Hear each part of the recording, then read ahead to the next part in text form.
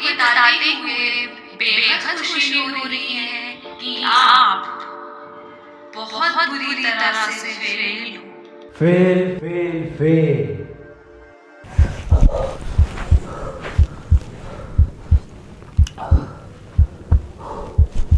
बहुत ही बुरा ख्वाब था।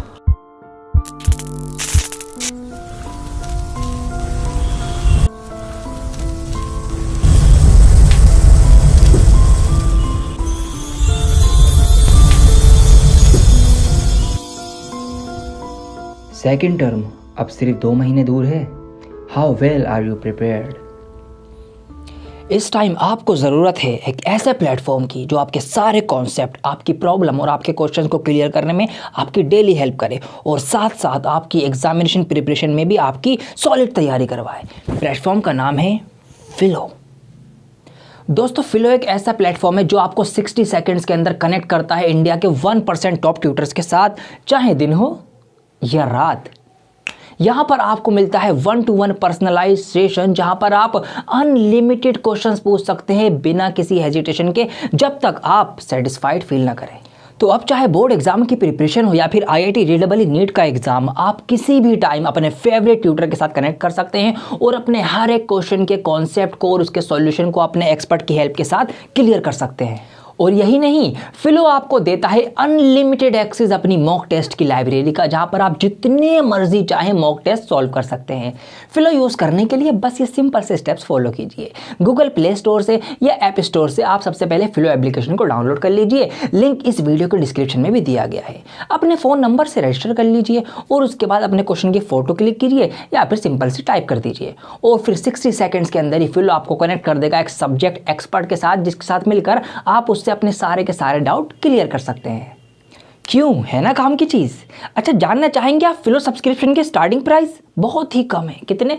मात्र 49 रुपये, ओनली 49 रुपीज़। तो सोच क्या रहे हैं आप, आज ही लीजिए 3 मंथ का अपना सब्सक्रिप्शन और अपनी टर्म 2 की तैयारी को और भी ज़्यादा मजबूत बनाइए, बेहतर बनाइए। आपके लिए एक और सुनहरा मौका मैं दे देता हूं। अगर आप ये कूपन कोड यूज़ कर लेंगे तो आपको और 10% का एडिशनल डिस्काउंट मिल जाएगा, हैवी डिस्काउंट के चलते। तो ये कूपन कोड यूज़ करना बिल्कुल ना भूलें, SIR001। So what are you waiting for? Go now and download फिलो।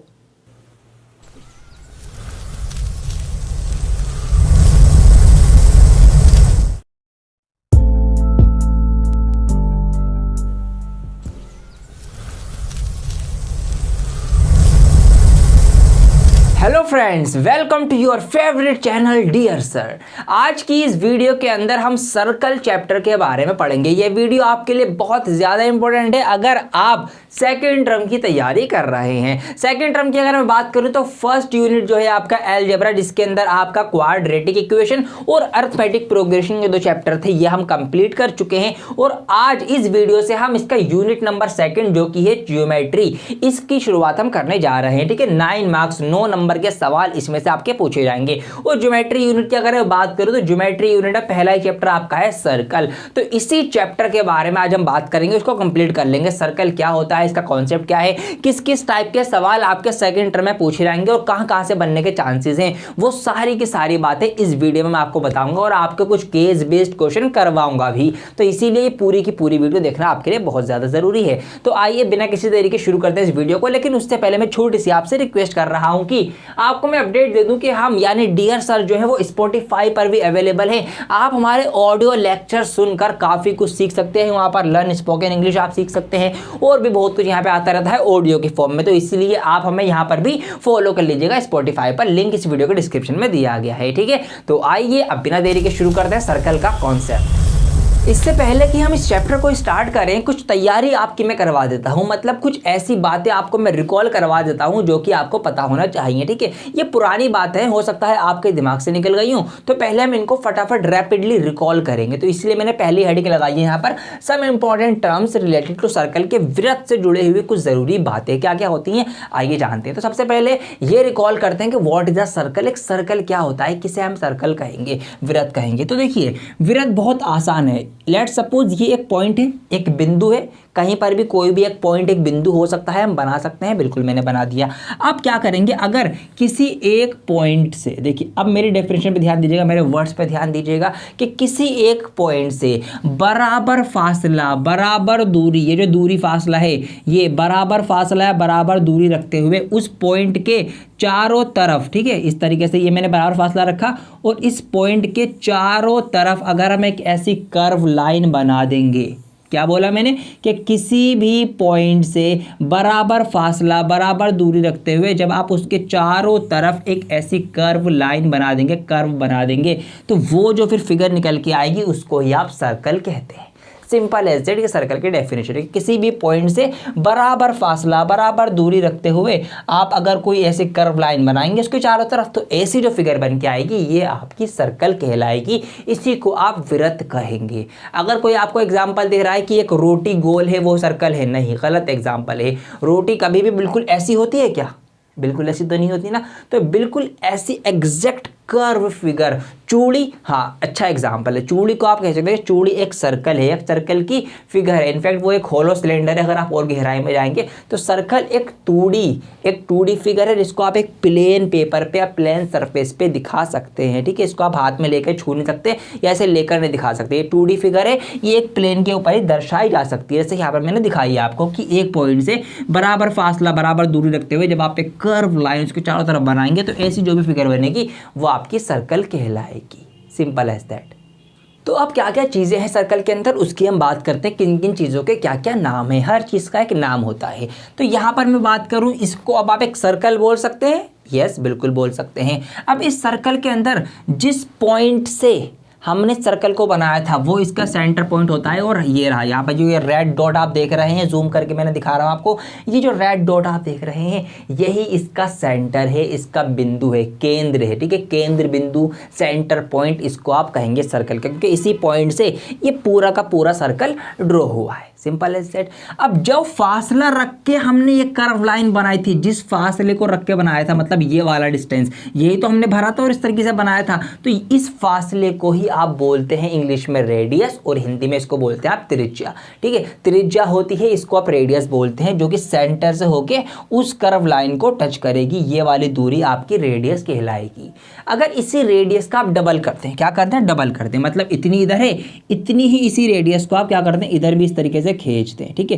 तो ये फिर आपका पूरा हो जाएगा, जो कहलाया जाएगा डायामीटर, या हिंदी में इसको व्यास बोलते हैं। तो व्यास जो होता है, डायामीटर जो होता है, जो डी होता है आपका डायमीटर, वो क्या होता है, वो 2r, रेडियस का डबल होता है। ये बात आपको पता समझ में आ गई, क्योंकि रेडियस आधी इधर आधी इधर, एक रेडियस ये एक रेडियस ये, तो 2 रेडियस हो गई, मतलब रेडियस का डबल, तो पूरा यहाँ से लेकर यहाँ तक का ये बन जाएगा आपका डायमीटर व्यास। इतनी बात समझ में आई, ठीक है।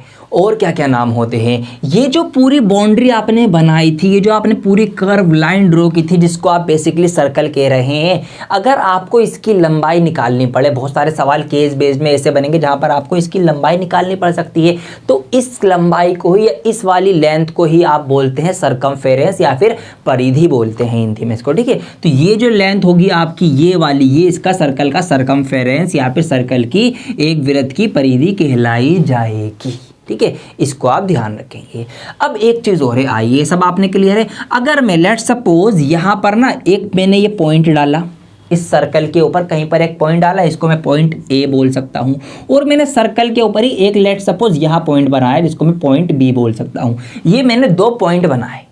अगर मैं इन दोनों पॉइंट्स को आपस में ज्वाइन कर दूं, इन दोनों पॉइंट्स को आपस में मैंने इस तरीके से जोड़ दिया एक लाइन से, ठीक है। ये तो काफ़ी मोटी लाइन बन गई मुझसे, लेकिन अगर हम सिर्फ एक लाइन ड्रॉ करें और उस लाइन से इसको हम जोड़ दें, तो इसको हम बोलेंगे एक कॉर्ड, कि इंग्लिश में क्या बोलेंगे इसको, कॉर्ड, कि ये सर्कल की एक कॉर्ड है।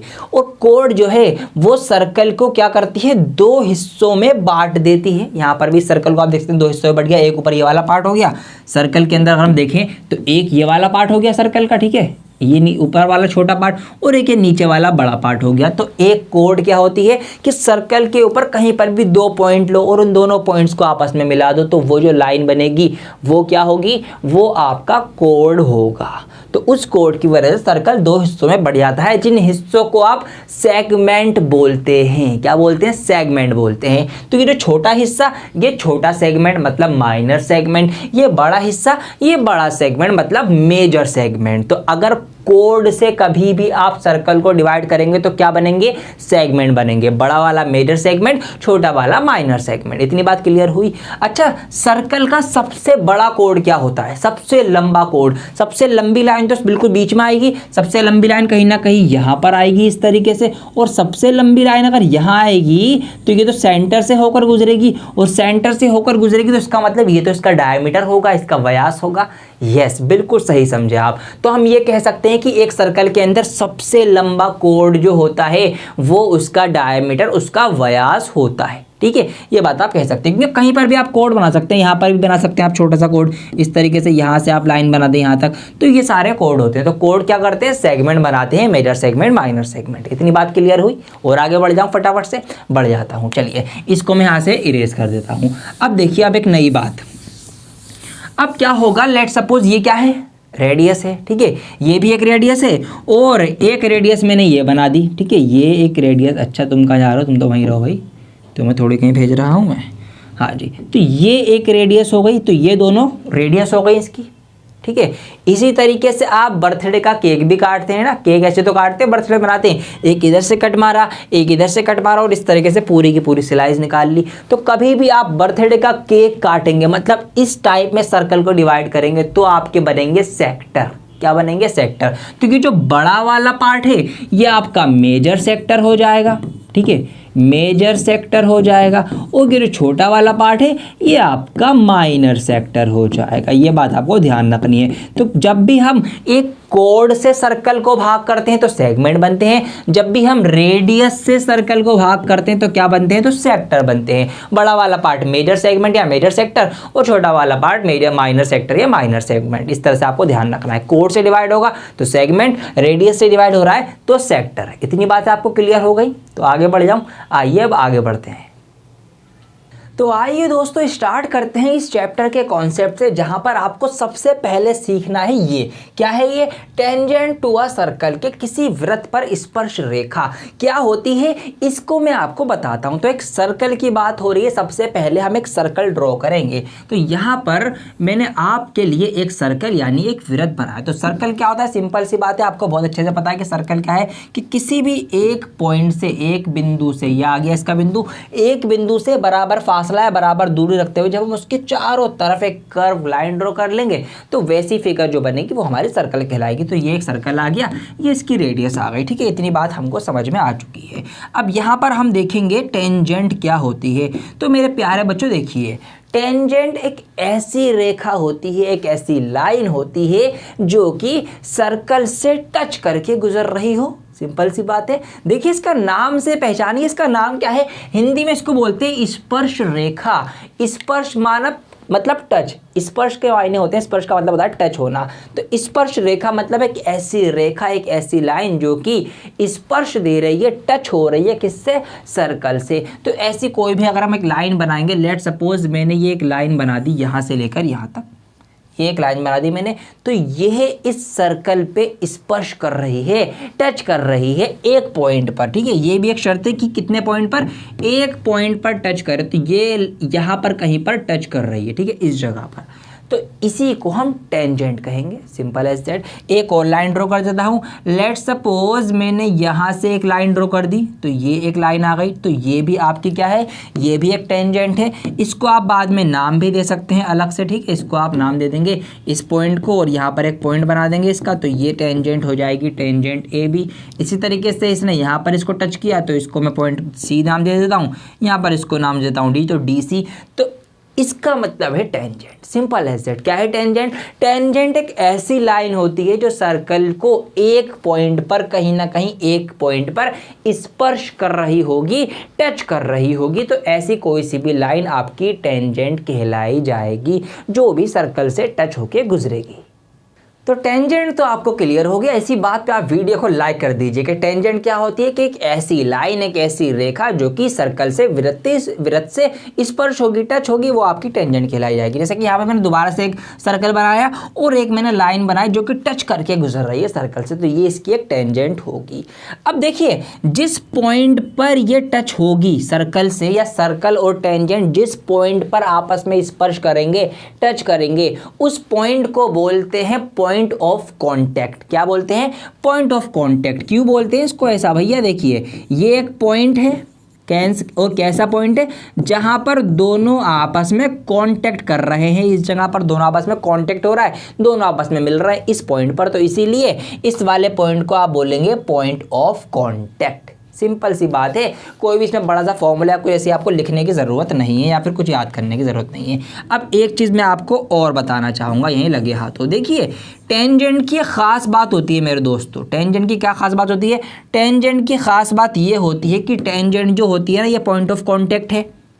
पॉइंट ऑफ कांटेक्ट पे एक टेंजेंट हमेशा ही रेडियस से 90 डिग्री का एंगल बनाती है। जी हाँ, रेडियस से अगर मैं इसका यहाँ पर एंगल देखूँ, मतलब इस लाइन को यहाँ पर इस तरीके से मैं मर्ज कर दूँ, मिला दूँ, ये यहाँ पर इस तरीके से, तो यहाँ पर एक 90 डिग्री का एंगल बनेगा। और ये सिर्फ इसी टेंजेंट के साथ नहीं है, हर एक टेंजेंट एक सर्कल पे जिस जगह पर वो टच होती है, सर्कल को स्पर्श देती है, छूती है, वहाँ से रेडियस से वहाँ पर एक 90 डिग्री का एंगल बनेगा। कोई सी भी टेंजेंट आप ले सकते हैं। आइए आपके लिए मैं एक टेंजेंट और बना देता हूं दिखाने के लिए। तो लेट सपोज ये मैंने यहाँ पर एक टेंजेंट बना दी, ये रही, ठीक है, जो कि यहाँ पर कहीं टच कर रही है। अब इसको अगर मैं यहाँ पर रेडियस से मिलाऊंगा तो इसको आप नापेंगे तो देखिए 90 डिग्री का एंगल बनेगा। तो ये सब जगह होगा, हर एक जगह पर यही होगा। पॉइंट ऑफ कांटेक्ट पर जो होगा हमेशा रेडियस से अगर हम देखें 90 डिग्री का एंगल बनेगा। ये बात क्यों रिपीट कर रहा हूँ बार बार मैं? क्योंकि ये सवालों में यूज होगी।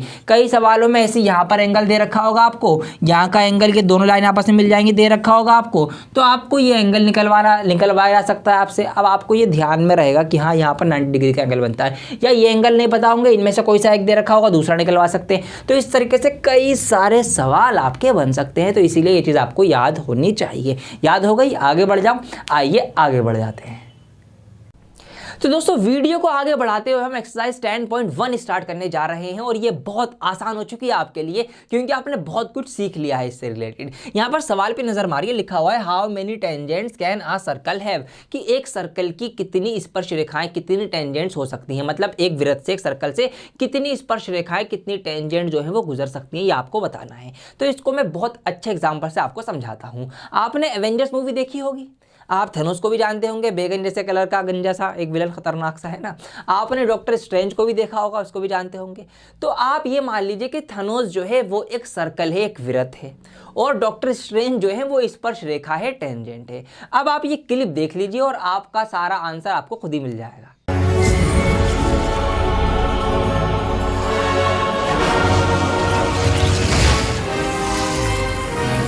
तो यस, आपको आपका जवाब मिल चुका होगा, इनफाइनाइट मेनी, मतलब आप बहुत सारी, जितनी चाहें उतनी स्पर्श रेखाएं बना सकते हैं एक सर्कल से जोड़ते हुए, क्योंकि हर एक पॉइंट पे एक स्पर्श रेखा बन सकती है। तो इसका मतलब एक सर्कल की इनफाइनाइट आपकी वो होंगी, टेंजेंट होंगी। तो यहाँ पर इसका आंसर आप सिंपल सा दे देंगे, इनफाइनाइट, अनंत। ठीक है, जितनी आप चाहें उतनी आप बना सकते हैं, कोई इसकी लिमिट नहीं है। क्वेश्चन नंबर 2 यहाँ पर फिल इन द ब्लैंक्स, इनको कर लेते हैं, प्रैक्टिस हो जाएगी और आपका जो इसके चैप्टर के कॉन्सेप्ट हैं वो और ज्यादा मजबूत और स्ट्रांग हो जाएंगे। आइए मेरे साथ इसका आंसर आप देंगे अब यहाँ पर। तो पहला है, a tangent to a circle intersect it in, एक सर्कल की जो टेंजेंट है वो सर्कल को कितने पॉइंट पर काटती है। तो सिंपल सा कॉन्सेप्ट में बताया था कि भैया टेंजेंट क्या होती है, स्पर्श रेखा क्या होती है, जो सर्कल को एक पॉइंट पर कट करे, एक पॉइंट से होकर गुजरे। तो सिंपल सा यहाँ पर आपका आ जाएगा इन वन पॉइंट, की एक पॉइंट पर वो सर्कल को काटती है, जो टेंजेंट होती है। ठीक है, आगे बढ़ते हैं, a line intersecting a circle in 2 points. अच्छा, अगर कोई लाइन 2 पॉइंट्स पर काट दे तो क्या जब भी वो टेंजेंट कहलाएगी?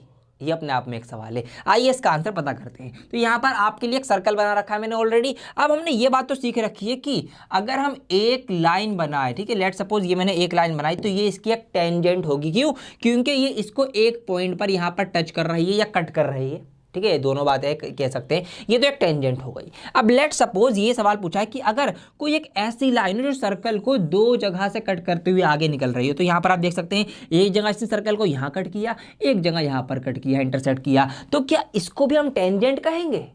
क्या कहेंगे? नहीं, इसको हम टेंजेंट नहीं कहेंगे। अब इसका नाम बदल जाएगा। इस लाइन को कहा जाता है मेरे प्यारे बच्चों, क्या कहा जाता है? सेकेंड कहा जाता है। ठीक है, सेकेंड इसको हम कहते हैं, टी है ये, ठीक है, सेकेंड, या इसको आप छेदक रेखा भी कह देते हैं, हिंदी में इसका नाम है, आप पढ़ सकते हैं। तो यही सवाल हमसे पूछा है अब हम यहाँ पर कि a line intersecting a circle in 2 points, अगर 2 पॉइंट पर काटे तो वो क्या कहलाई जाएगी? तो फिर भैया वो टेंजेंट नहीं कहलाई जाएगी, फिर वो क्या कहलाई जाएगी? सेकंड कहलाई जाएगी। तो ये टेंजेंट है, ये आपकी सेकंड है, ये बात आप ध्यान रखेंगे। ठीक है, तो यहाँ पर हम लिख देंगे आंसर सेकंड।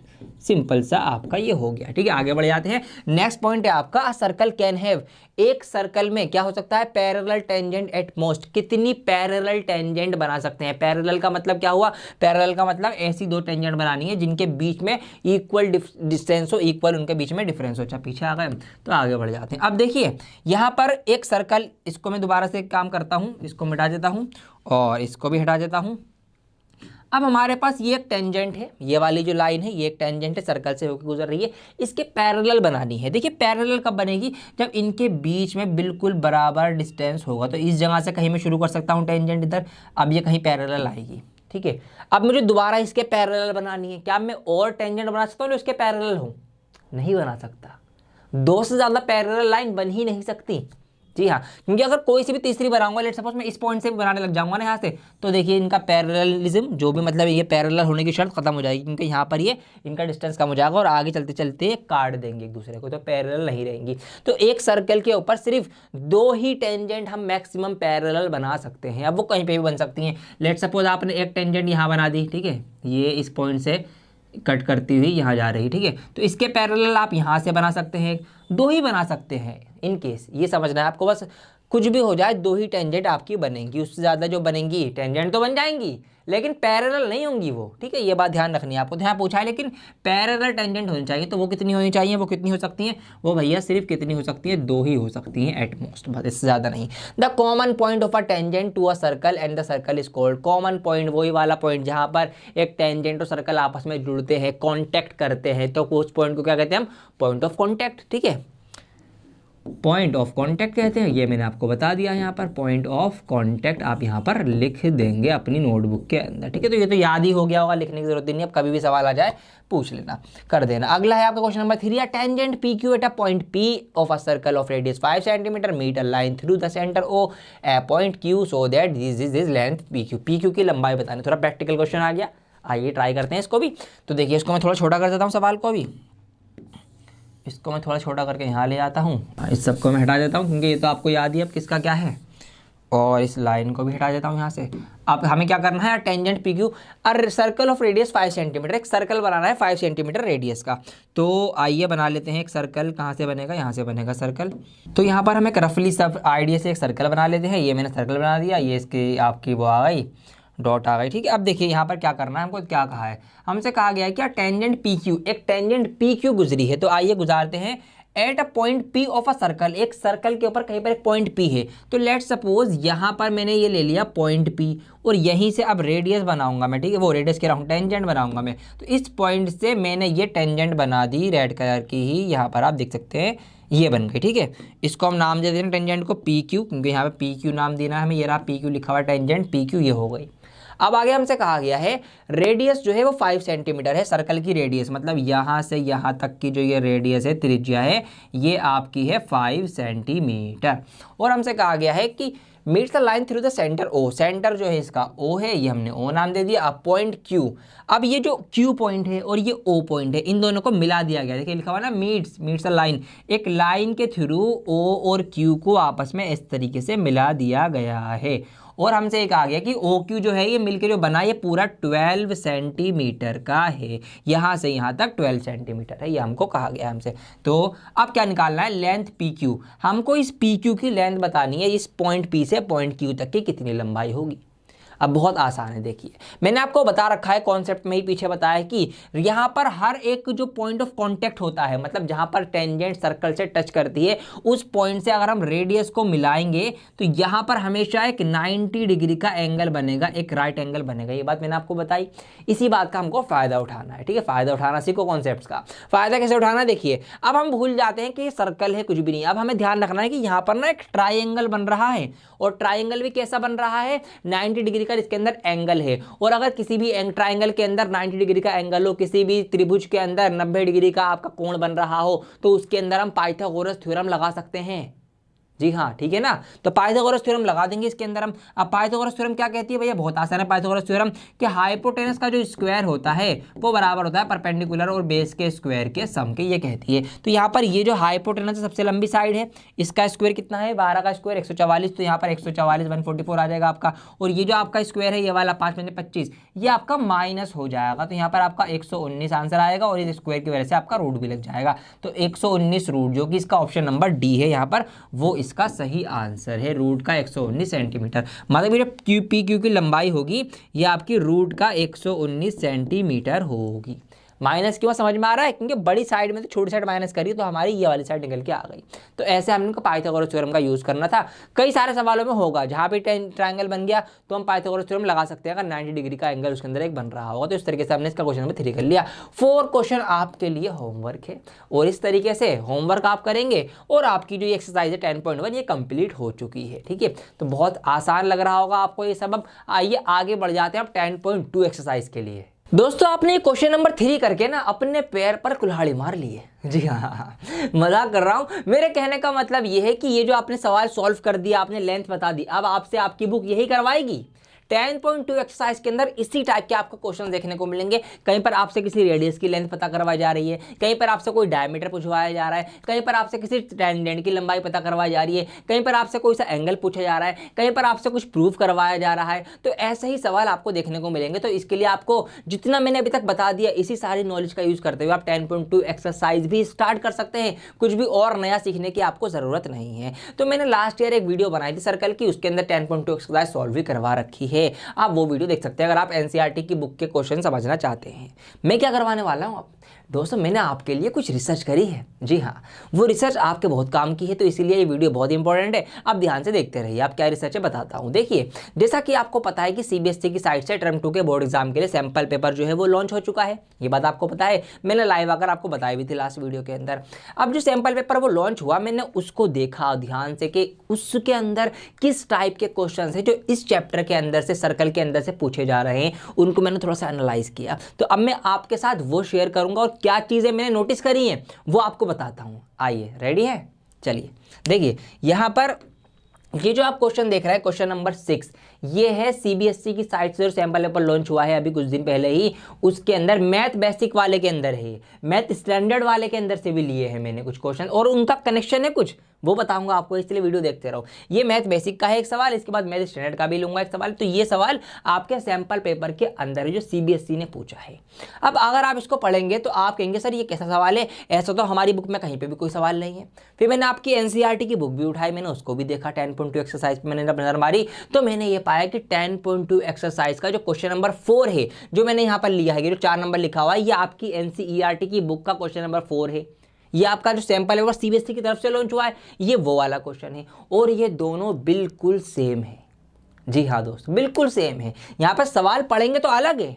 आप यहाँ पर पढ़ेंगे लिखा हुआ है prove that the tangent drawn at the end of a diameter of a circle are parallel. एक लाइन में सवाल पूछ लिया गया। अब आपकी बत्ती गुल हो जाती है तो सवाल देख के कि क्या पूछूं, क्या करूं, कुछ दिया ही नहीं, कोई लंबाई नहीं दी, कुछ लेंथ नहीं दी, कुछ बताया नहीं, कैसे करूं सवाल, है ना। एक सवाल ये है। इसी सवाल को थोड़ा सा और अच्छे तरीके से डिटेल में यहाँ दिया गया है। देखिए यहाँ लिखा हुआ है X Y and M N are the tangent drawn at a point of the diameter D of the circle with centre of proof that, ये साबित करो। अब दोनों सवालों को आप समझिए। देखिए पहले सवाल जो आपकी बुक में है, आप कंफ्यूज होते हैं, आपने पढ़ा बुक वाला या आपने पढ़ा ये वाला। अब सवाल पूछ लिया एग्जाम में ऐसे, आप कंफ्यूज, क्या यार हमने तो इसकी तैयारी करी थी, ऐसा सवाल तो आया नहीं, हमने तो देखा ही नहीं, ना हमने कभी करा। तो दोस्तों सारा लैंग्वेज का खेल होता है, ऐसा कोई भी सवाल बाहर से आ ही नहीं सकता जो आपकी बुक में ना हो, या आपकी बुक से कनेक्टेड ना हो, या आपकी बुक के अंदर जो कॉन्सेप्ट यूज हुए उससे कनेक्टेड ना हो।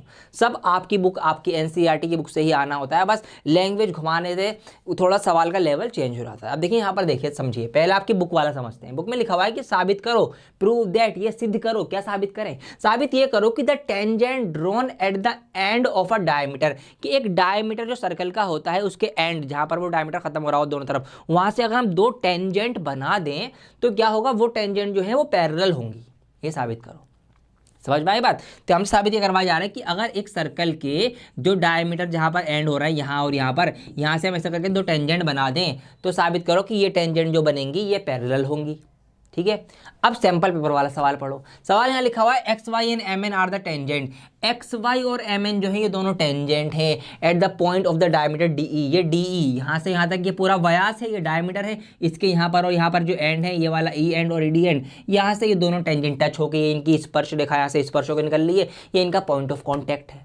ठीक है, ये बात लिखी गई है हमसे, ये सर्कल है, सेंटर ओ है। प्रूव दैट, ये साबित करो कि X Y parallel M N, X Y और एम एन जो है ये पैरेलल है, मतलब ये भी टेंजेंट है, ये पैरेलल है।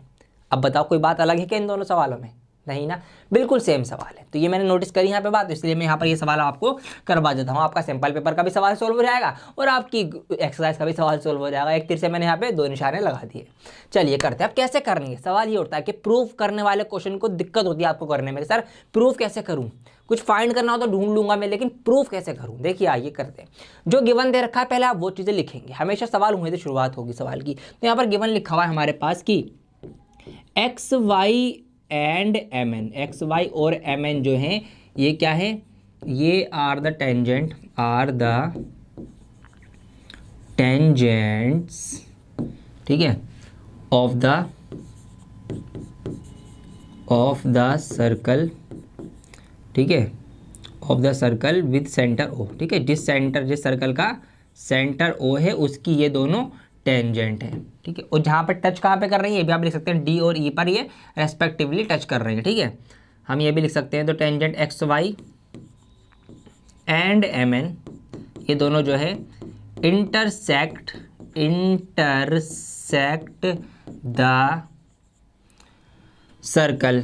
ठीक है, सर्कल को इंटरसेक्ट कर रही हैं, सर्कल को टच कर रही हैं, या पॉइंट ऑफ कांटेक्ट इनका। ठीक है, कुछ भी लिख सकते हैं लैंग्वेज आप कि इनका पॉइंट ऑफ कांटेक्ट जो है या फिर टच कर रहे हैं सर्कल को, सर्कल को इंटरसेक्ट कर रही है, circle intersect circle eight point D and E respectively. ठीक है, डी एंड ई रेस्पेक्टिवली, मतलब ये तरतीबवार, ठीक, क्रम अनुसार, मतलब डी पहले है तो डी एक्स वाई डी को कर रहा है और एम एन जो है वो ई को कर रही है। इस तरीके से ये हमको पता है। ठीक है, अब यहाँ पर हमें ये बात पता है, वो वाली बात ले आओ 90 डिग्री वाली, कि हमेशा जो पॉइंट ऑफ कांटेक्ट होता है रेडियस से अगर हम उसको मिलाएंगे तो यहाँ पर टेंजेंट से 90 डिग्री का एंगल बनता है। ये बात हमको पता है, तो ये बात आप लिखेंगे। सिंस, रीजन देने के लिए भी सिंस का यूज होता है। ठीक है, इंग्लिश आपने पढ़ी होगी थोड़ी बहुत हमारे चैनल से।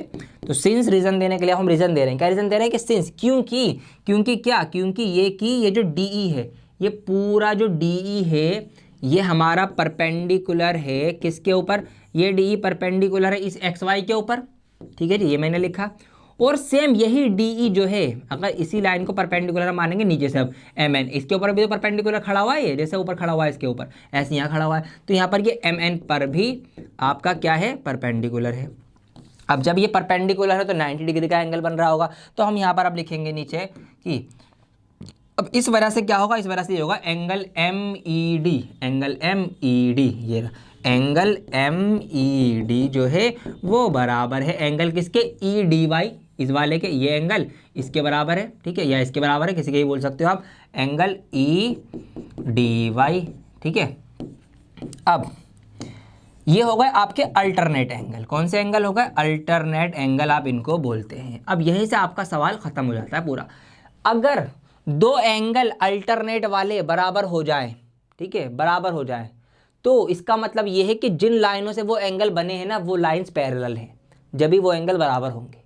जी हाँ दोस्तों, क्योंकि जब भी तो बराबर होंगे। देखिए लेट्स सपोज ये एक लाइन है, एक लाइन है। अब यहाँ पर मैंने एक लाइन बना दी। अब ये एंगल जो होगा, ये वाला एंगल इधर वाले एंगल के बराबर होगा, इस वाले के। ठीक है। और इस साइड वाला एंगल इस साइड वाले के, इनको एंगल अल्टरनेट एंगल बोलते हैं, ठीक है, जेड वाले एंगल, जेड वाले एंगल। तो इसीलिए मैंने यहाँ के लिए इधर का एंगल लिया है, इधर का नहीं लिया, तो इधर वाले के लिए इधर का लिया जाता। तो ये आपके जेड वाले एंगल होगा, तो ये हमेशा बराबर होते हैं। कब बराबर होंगे ये? जब ये दोनों लाइंस पैरेलल होंगी। अब हमें दिख गया भैया कि जब ये एंगल ये MED, ठीक है, ये रहा MED, मतलब यहाँ पर ये, और फिर ये EDY ये वाला, जब ये बराबर होगा तो इसका मतलब क्या है? इसका मतलब ये है कि भैया XY जो है वो पैरेलल है MN के, ठीक है, हैंस प्रूफ्ड। और ये हमने यहाँ पर बात को प्रूफ कर दिया है। तो ये सवाल आपका सैंपल पेपर के अंदर था। ऐसा एक सवाल प्रूफ का आपको ज़रूर देखने को मिलेगा। तो समझ में आ गई बात, गिवन से स्टार्टिंग करनी है और जो मैंने सिखा रखा है कॉन्सेप्ट वही यूज़ हुआ है, उसी से हमने सारी बातें प्रूफ कर दी। तो ये सवाल आपका आएगा 2 नंबर का, ठीक है। मतलब इतना सब कुछ करने के लिए आपको 2 नंबर मिलेंगे, लेकिन 2 नंबर बहुत होते हैं और वो कब आएंगे? जब आपके कॉन्सेप्ट क्लियर होगा। इसीलिए आप इस चैनल को सब्सक्राइब कर लें, वीडियो को लाइक कर दें ऐसे ही कॉन्सेप्ट को सीखने के लिए। अब आइए एक सवाल दिखाता हूँ मैं आपको स्टैंडर्ड मैथ्स का। अब ये जो सवाल मैंने लिया है ये मैथ स्टैंडर्ड वाला जो सैंपल पेपर लॉन्च करा है CBSE ने, ये उसके अंदर क्वेश्चन नंबर 3 आपको दिख जाएगा, 2 नंबर का ये सवाल है, टेंजेंट से रिलेटेड ही। देखिए ये तो मैंने एक एक सवाल करवा रहा हूँ, इनके और बड़े मार्क्स के जो क्वेश्चन आएंगे आपके 4 मार्क्स के, 6 मार्क्स के, उसके अंदर भी टेंजेंट के क्वेश्चन हैं। जी हाँ, तो इसीलिए वो वाले क्वेश्चन आपको जब सॉल्व करवाऊंगा जब मैं सैंपल पेपर का सॉल्यूशन कराऊंगा, क्योंकि भाई एक वीडियो और आएगी आपके आगे जिसमें मैं सैंपल पेपर बेसिक वाला ही पूरा सॉल्व करवाऊंगा और स्टैंडर्ड वाला ही पूरा का पूरा सॉल्व करवाऊंगा। तो इसीलिए आप हमारे चैनल को सब्सक्राइब करके रखें ताकि आपको जब वो वीडियोज़ आएँ तो आपको उसके बारे में पता चल जाए, ठीक है। आइए शुरू करते हैं। देखिए ये सवाल है थोड़ा सा यहाँ पर हम, अब वो तो आसान था, इसमें थोड़ा सा सोचना पड़ेगा आपको स्टैंडर्ड मैथ से। तो यहाँ पर सवाल में कहा गया कि फ्रॉम पॉइंट P, एक पॉइंट P से, तो ये पॉइंट P है इस जगह पर आप देख सकते हैं। बल्कि मैं एक काम करता हूँ, फिर चलो पहले सवाल समझा देता हूँ, फिर फिगर बड़ी कर दूंगा मैं, ठीक है। From a point P 2 tangents P and PB, 2 tangent, एक PA और एक PB, ये 2 टेंजेंट 2 स्पर्श रेखाएं बनाई गई हैं टू सर्कल C, ठीक है। ये सर्कल हमारे पास यहाँ पर देख सकते हैं जिसकी जो सेंटर ये O है और रेडियस उसकी ये R हमें दे रखी है। If OP is equal to 2R, अगर ये OP यहाँ से यहाँ तक जो ये लाइन है ये R की डबल है, R की दुगनी है, रेडियस का डबल है, देखो 2 गुना है त्रिज्या का, तो देन फाइंड एंगल APB। तो हमको ये वाला एंगल बताना है APB, ये वाला एंगल, ये कोण कितने डिग्री का होगा ये हमको बताना है। और ये भी बताना है what type of triangle is APB, और APB ट्राइंगल, APB ये जो ट्राइंगल है APB ये कौन सा टाइप है ट्राइंगल की, ठीक है, त्रिभुज का कौन सा वाला ये टाइप है, ये भी हमको बताना है। तो 2 सवालों के जवाब देने, ठीक है। कैसे करेंगे अब आइए पढ़ा करते हैं इसको थोड़ा सा फिगर को, फिर मैं इसको आपको यहीं फिगर के ऊपर इसको सॉल्व कर देता हूँ मैं। तो अब इसको समझते हैं। यहाँ पर मैंने फिगर बड़ी कर दी है, देखिए मैं फिगर के ऊपर ही आंसर कर दूंगा, बहुत आसान है अगर आपके कॉन्सेप्ट्स क्लियर है तो। कैसे? देखिए यहाँ पर हमको क्या कहा गया है, देखिए आप तो सोचिए जो चीज़ें हमें पता है पहले उनका फ़ायदा उठाइए। हमको ये पता है कि पॉइंट ऑफ कॉन्टैक्ट से रेडियस अगर हम ऐसा करके मिला दें तो टेंजेंट का यहाँ पर 90 डिग्री एंगल बनता है, ये बात हमको पता है, मैंने आपको बता दी बहुत बार इस वीडियो में, ठीक है। ऐसे ही इधर भी अगर रेडियस होगी तो यहाँ पर भी 90 डिग्री का एंगल बनेगा। अब अगर मैं इसको देखूं फिगर को तो ये AOBP ये एक चतुर्भुज, एक क्वाड्रिलेटरल बन गया, ठीक है, एक 4 भुजाओं वाली आकृति बन गई। क्या बन गई?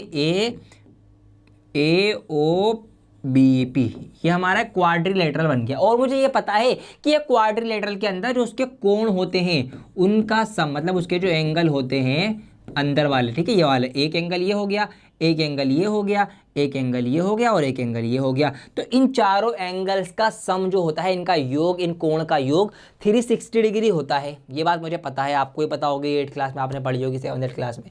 अब इस चीज़ का हम फायदा उठाएंगे। कैसे? देखिए ये 90 डिग्री है और ये 90 डिग्री है, ये दोनों हमको पता है, आप लिख देंगे ये जो एंगल है दोनों 90 डिग्री होते हैं, रीजन क्योंकि टेंजेंट 90 डिग्री का एंगल बनाती है। तो ये 90 कितने हो गए? 180 डिग्री हो गए। तो ये 180 पहले माइनस करो, अब कितना डिग्री बचा? 180 डिग्री बचा। अब ये दोनों जो होंगे ये दोनों 180 डिग्री के होंगे मिलके, हो गए ना। लेकिन हमें सिर्फ ये बताना है।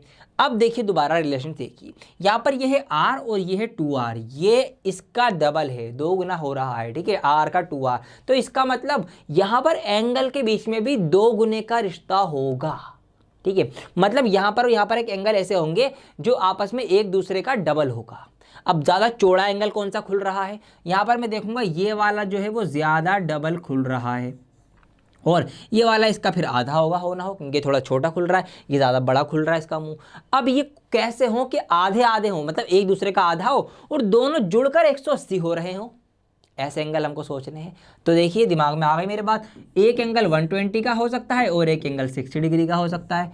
60 का डबल होता है 120 और ये दोनों मिलके 180 भी होते हैं। तो हो ना हो ये एंगल आपका जो है ये वाला, ये 120 डिग्री का होगा अंदर वाला, ठीक है, और ये आपका जो होगा ये पूरा 60 डिग्री का एंगल होगा, ठीक है। इनका सम करेंगे तो आपका 360 बैठेगा भाई, 90 90 180, 120 और 60 180, 180 तो 180 360 डिग्री हो गए, ठीक है। क्या बताना था, एंगल ए पी बी। तो एंगल ए पी बी हमने बता दिया, एंगल ए पी बी जो है वो कितना डिग्री है, वो आपका 60 डिग्री का है। अब एक और बात बतानी है कि what type of triangle is A P B. ये जो ए पी, अब इस सबको मिटा देता हूँ मैं 1 मिनट के लिए। अब ये जो ए पी बी, ये जो ट्राइंगल बन रहा है ये वाला, ये कितने, कौन सा टाइप है ये बताना है हमको। क्या ये स्केलेन ट्राइंगल है, क्या ये आइसोसेलेस ट्राइंगल है, क्या ये इक्विलैटरल ट्राइंगल है, ये हमको बताना है। देखिए कैसे हम बता सकते हैं, यहाँ पर ये 60 डिग्री का एंगल था। अब यहाँ पर अगर मैं देखूँ, इसको दोबारा ज्वाइन करता हूँ, ये 120 डिग्री का हमने निकाला था, तो ये 120 का हुआ। अब ये जब 120 का हुआ तो इसके जो छोटे वाले अगर ट्राइंगल की बात करूँ मैं, तो ये और ये जो होंगे ये दोनों कितने कितने डिग्री के होंगे, 60 डिग्री के। इन दोनों का सम 60 डिग्री होगा, 60 डिग्री सम होगा इनका। और इनकी ये साइड और ये साइड बराबर है, इनके दोनों रेडियस हैं।